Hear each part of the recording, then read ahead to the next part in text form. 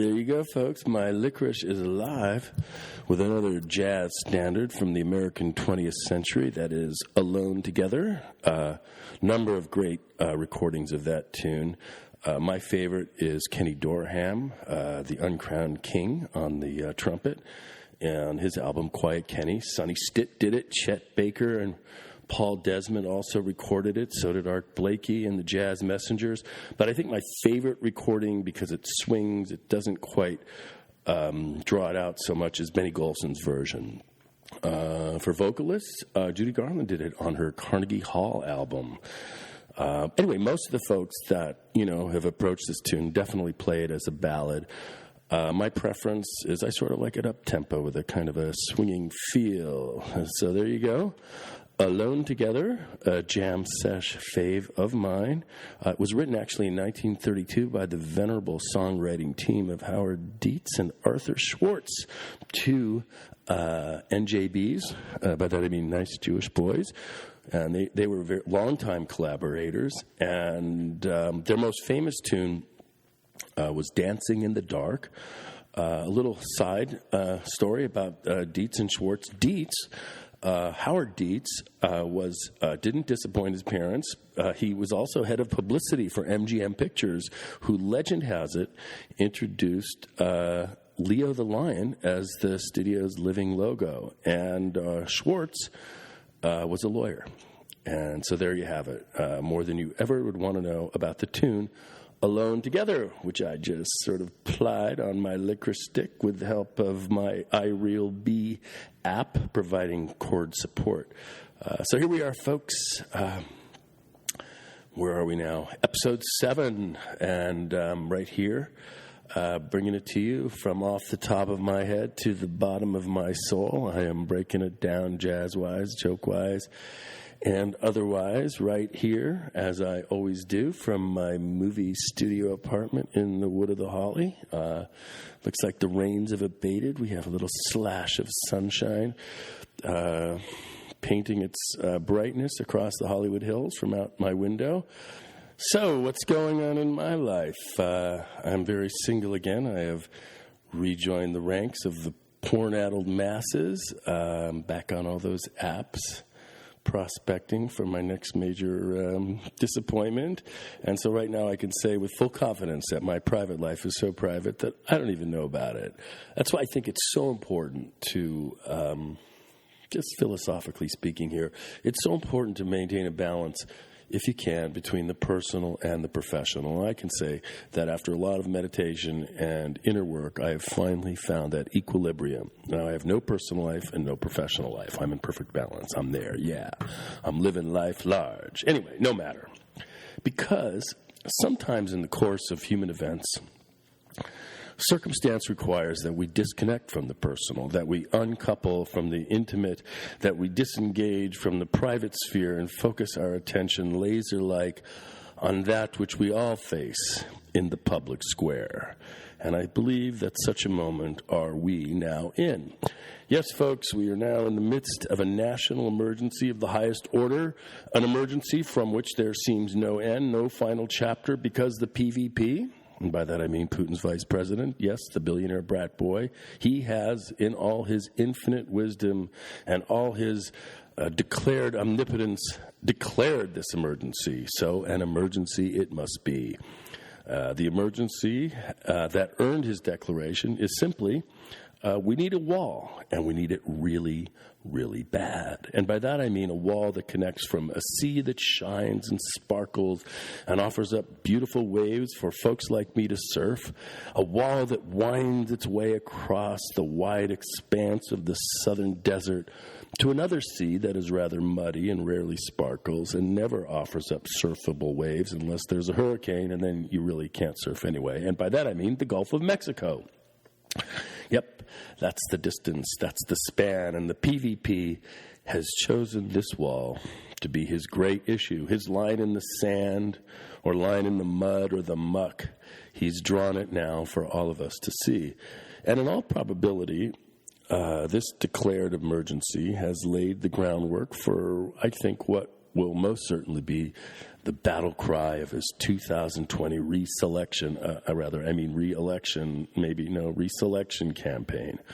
It will be Remember the Wall, sort of like a riff on the old battle cry of years past, Remember the Alamo, which, frankly, most of us forgotten about the Alamo. Anyway, Remember the Alamo, I kind of think is a fitting metaphor, because if we take the PVP at his word and we forget about this wall, meaning we don't build it, we might very well have another Alamo, which, if you know anything about Texas history, or rather Texas mythology, because popular Texas history has calcified into myth anyway, the battle for the Alamo in 1836 was a very powerful example of hordes of armed brown people, i.e. Mexicans, marching across the desert and scaling a wall and killing white people.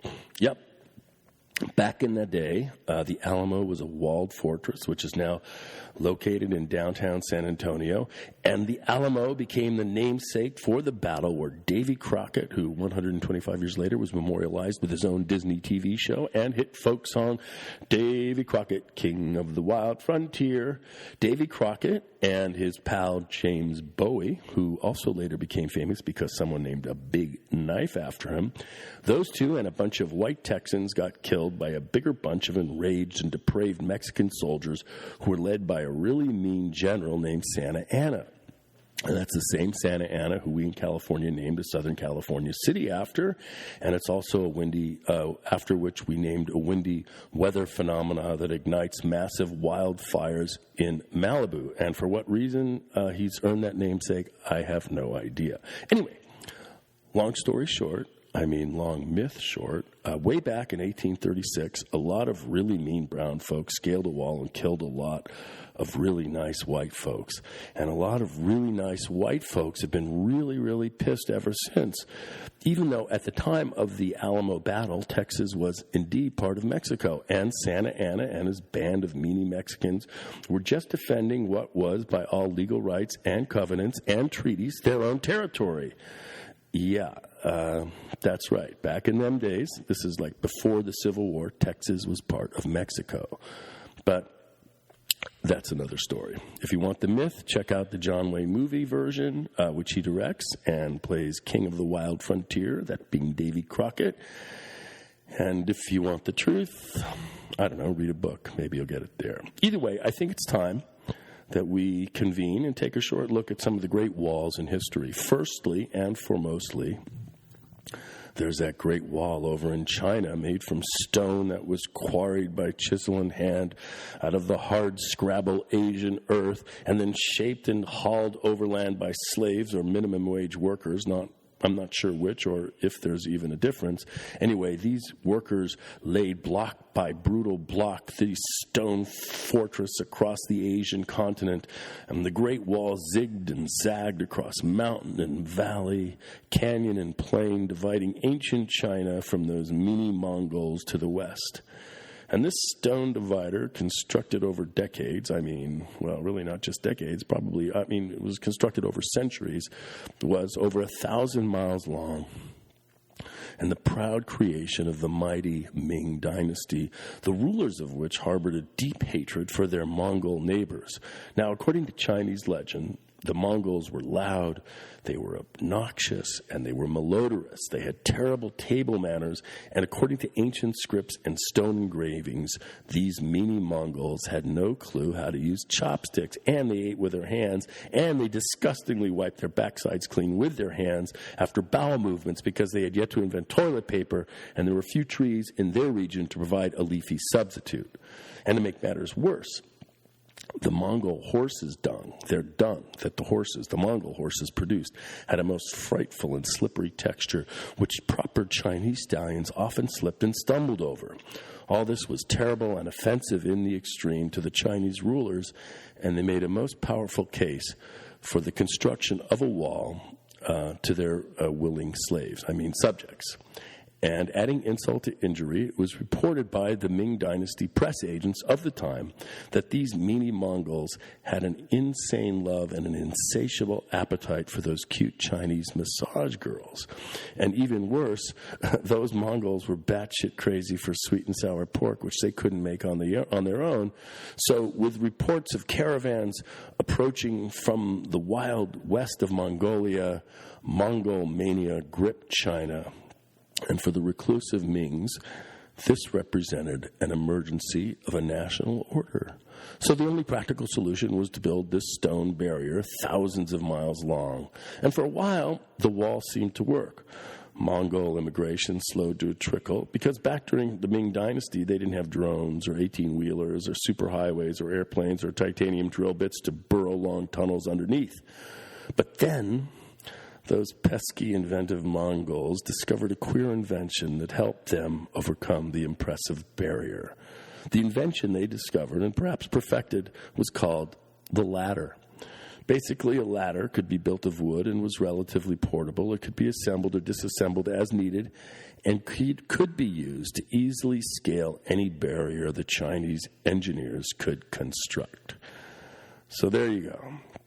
The Great Wall of China turned out to be not so great. The Mongols streamed over the wall, ate up all the sweet and sour pork they could find. They ravished the lovely Chinese massage girls, and to the horror of the Ming and to the delight of many a lonely Chinese country girl, injected their seed into the Chinese populace, the traces of which can be seen in the faces of the Chinese citizenry to this very day. So, the Great Wall proved a waste. Well, actually, I stand corrected. Centuries later, the wall finally proved its worth, not as a barrier, but as a popular tourist attraction for which the Chinese government charges a mighty fee for folks to visit. And as of this podcast, I'm not sure if the wall has yet to pay for itself, but I think they're getting there. Other walls of interest. The Romans, they built a wall up in Britain when they were running things up there sometime way back in the 1st century A.D., and they called it Hadrian's Wall after the Roman emperor of the same name.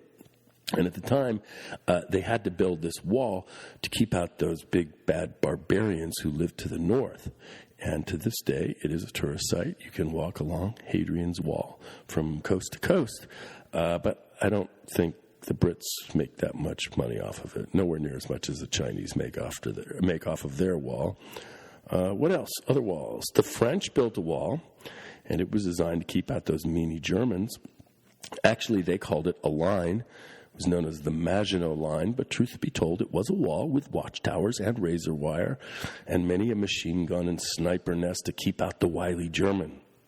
And with the onset of hostilities, by that I mean the beginning of World War II, the French were rewarded for their labors.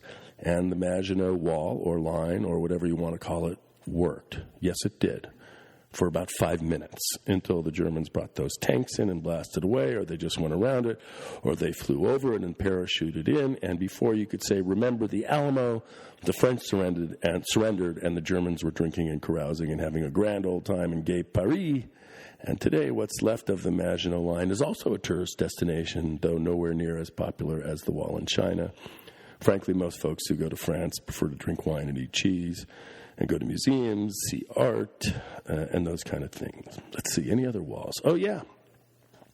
How could I forget? There was the big, beautiful barrier that those commie comrades built in Berlin back in 1959 and 60. But that wall wasn't designed to keep folks out. No, it was built to keep them in. And that wall, I mean, it worked. It wasn't 100%, but it worked okay for a while with some significant exceptions until, well, actually it worked until a B actor turned American president said to the big bad commie over in the Kremlin, Mr. Gorbachev, tear down that wall. And then Mr. Gorbachev took the B actor's words to heart and pretty much did just that. He tore it down. And the people were united, and they danced, and they sang, and flags waved, and tears flowed thick as Bavarian beer. And with the crumbling of that wall, the Cold War that so dominated the latter half of the 20th century came to a very happy end. And today the wall provides the backdrop for one of the coolest graffiti canvases in the world. Artists converge there from all over Europe and the world to paint and render and leave their little artistic offerings on what was once the big divider. So if you ever go to Berlin, check it out.